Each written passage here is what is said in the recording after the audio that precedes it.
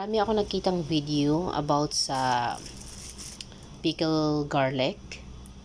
Maganda daw siya. Marami daw siyang benefits. Isa na doon yung maganda yung ano mo, yung tulog, something like that. So, dahil ako hirap matulog, so gagawa ako ng pickles. Try natin. Okay?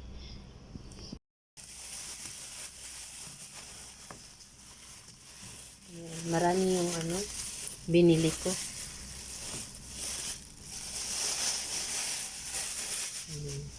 So, una, dapat balatan natin siya.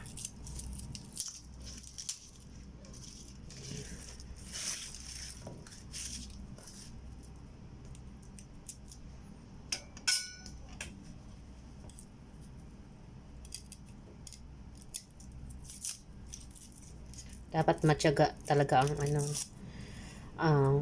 dapat matyaga talaga tayo nito kasi isa-isa mong anuhin yung garlic, babalatan.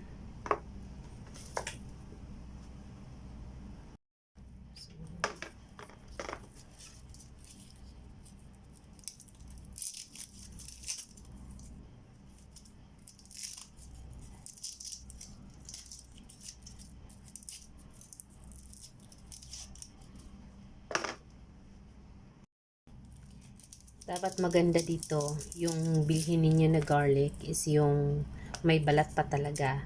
Kasi mas fresh. Yung ganun. Hindi yung wala na siyang balat. Meron kasing mabibili na wala na siyang balat. Pero sabi, mas maganda daw to. Ito talaga daw mas maganda yung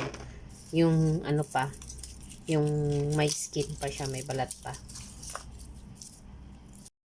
So, ito po yung nabalatan natin na garlic.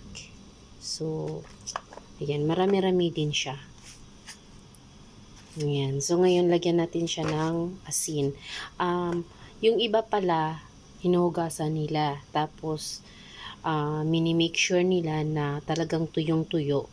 Kaya, pinapahiran nila nung tissue para talagang maging tuyo yung garlic. Ganyan. So, ako naman, hindi ko siya hugasan. Malinis naman yan. Ako naman ang nagbalat.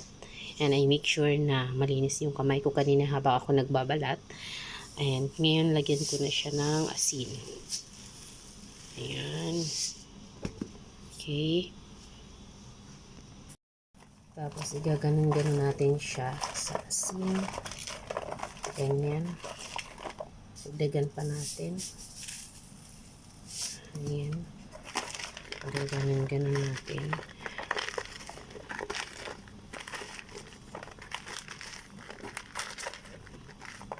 And so, ilagay na natin siya sa bottle. So, yung bottle po, ko siya, sterilize. Ayan. Naman ko siya. Inugasan ko siya ng mainit na tubig. Ayan. Tapos ngayon, ilagay na natin yung dito. Yung bawang.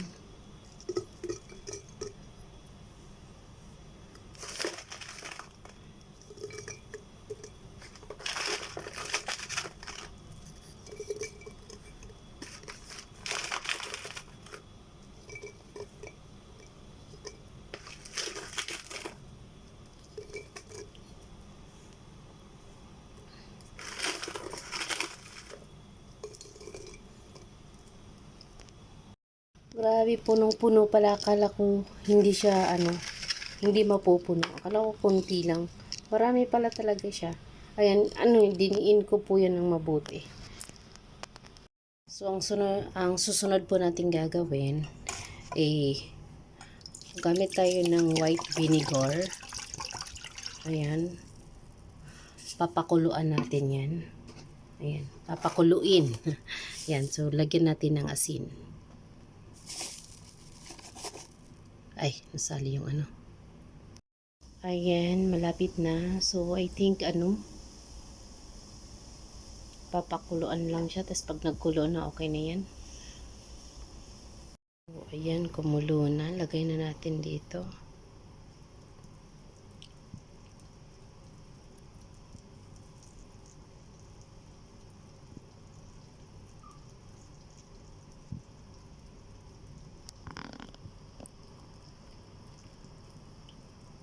Ayan, dapat umaapaw talaga yung ano, yung suka. Ayan.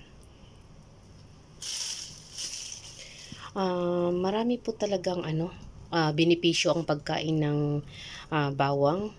Like, nakakapagbababa siya ng ah, blood pressure, tapos cholesterol, tapos meron din siyang pampalakas ng immune system, ganyan. Tapos yung mga ano din siya, antibacterial, ganyan. So maraming benepisyo yung yung pagkain ng bawang.